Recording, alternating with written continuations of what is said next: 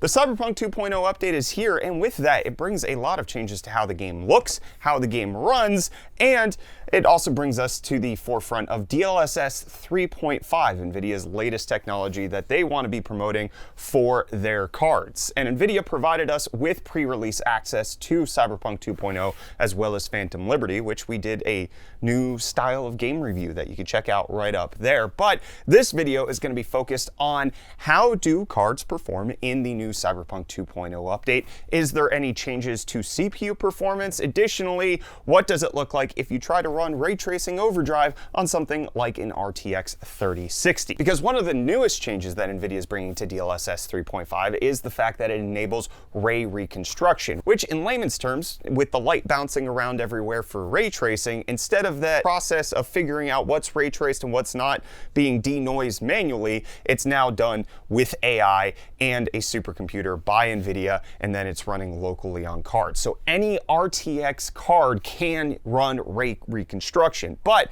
not any RTX card can run all of the features of DLSS 3.5, which includes frame generation, because that requires specific hardware that's found in the RTX 40 series. So while I'm going to praise ray reconstruction, I absolutely think that the naming nomenclature that NVIDIA is using here for DLSS 3.5 makes things just a little bit more confusing. Yes, you can run DLSS 3.5 on an RTX 3060, but you cannot take advantage of everything that's part of DLSS 3.0 because that includes frame generation, and you're just left out to the cold with that one. But after playing Cyberpunk 2077 2.0 for nearly 30 hours on an RTX 4090 for my entire playthrough, what I can say is that this is the most visually stunning game that I've ever played. NVIDIA took what was good in the base game and then ratcheted it up to 11 with RT overdrive, and then especially with ray reconstruction. One of the things that I found on all of the cards that I've used, including the RTX 3060,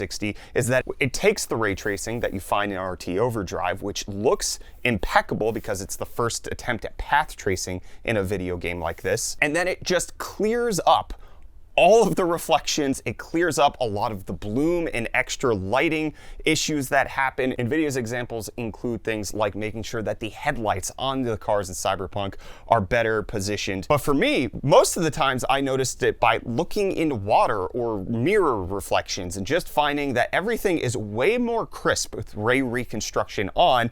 And the best part is it actually doesn't come with a performance penalty in Cyberpunk 2077. I'm gonna go through a lot of benchmark numbers. I tested 5 different cards, 2 different processors to get a general scope of what exactly is going on with Cyberpunk 2.0. And one of the things with ray reconstruction, NVIDIA says it's not necessarily guaranteed to provide a performance uplift. That depends on the type of denoiser that the game is using. If it's using a whole bunch of denoisers in different places, then ray reconstruction will simplify that and you could potentially see a performance uplift. But if a game is already using only one denoiser, then adding in ray reconstruction could potentially lower your performance by an FPS or 2. It really depends on the scenario in the games, but in a game like Cyberpunk 2077, I saw performance improvements across the board. So that better visual quality applies across the board. From the 3060 all the way up to the 4090, ray reconstruction is a no-brainer to turn on because it makes the game look better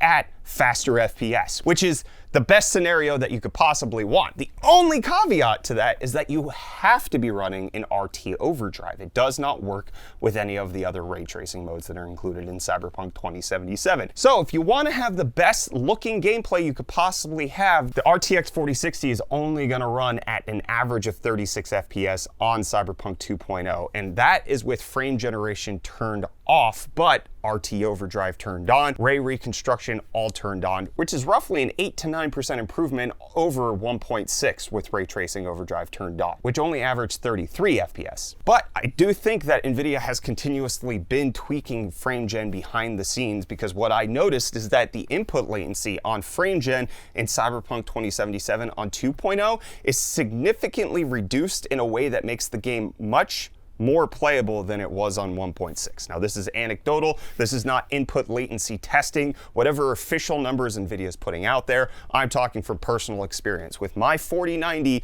on 1.6, I chose to play with frame gen turned off because I felt like the game felt like it was floating a lot. Now, with 2.0, it doesn't feel like that at all. Except for, I did encounter a weird little bug. When I get out of menus, it gets floaty for like 2 to 3 seconds, and then it snaps back into place where the input latency is reduced, and it actually feels like it's really responsive. So with frame gen turned on the RTX 4060, the game looks way better, and it allows you to get 62 FPS average versus 57 on 1.6. That's not just general improvements on Cyberpunk 2.0. Running this game at any setting that's not RT overdrive results in exactly the same FPS between 2.0 and 1.6. A lot of these enhancements do appear to have been coming from the RT overdrive sector and what NVIDIA is doing. But I didn't just test NVIDIA cards. I also tested a 7900 XT to find out, is there a difference for AMD on the 2.0 update? But before we get to that, let's talk about the rest of the NVIDIA cards that I tested. On the 2.0 update, the 4070 Ti got 94 FPS with frame gen turned on versus 85 on the previous update, which is a significant jump. With frame gen off, it's 58 versus 53. In the best case scenario, on an RTX 4090 with a 13900K, the 4090 got 113 FPS on the 2.0 update with frame gen turned on, and 103 on the 1.6 update without the ray reconstruction. If you turn frame gen off, the 4090 got 74 FPS average versus 66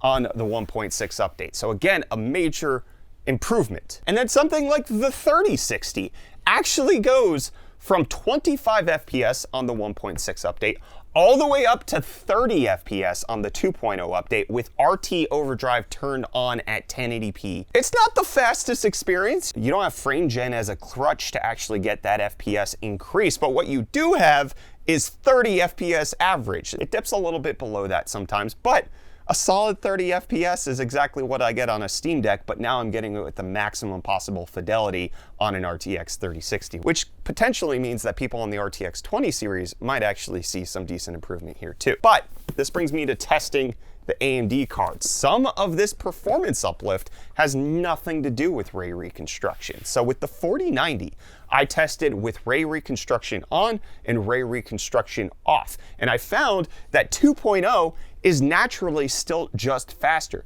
getting 70 FPS with ray reconstruction off and frame gen off, but RT overdrive on, versus the 66 FPS on identical settings on the previous update of Cyberpunk. But then when you turn ray reconstruction on, you get another 4 FPS to put you at 74. So it's a 5% performance uplift on an RTX 4090 at 4K RT overdrive with no changes in settings, and then another 4% performance advantage by turning ray reconstruction on. So I got to thinking, what would the 7900 XT do? And testing it at 1440p RT overdrive, obviously with no frame generation, the 7900 XT got 7% better FPS at 1440p high on RT overdrive. So it appears that the game engine is definitely running faster for all cards, from an RTX 3060 to an AMD setup. But again, this improvement is completely limited to the RT overdrive setting. You're still sub 30 FPS at 1440p with the 7900 XT. And the FPS is identical at anything that doesn't have ray tracing on, or even testing it on the RT medium settings. The FPS remains identical between the two sides. So there's some special sauce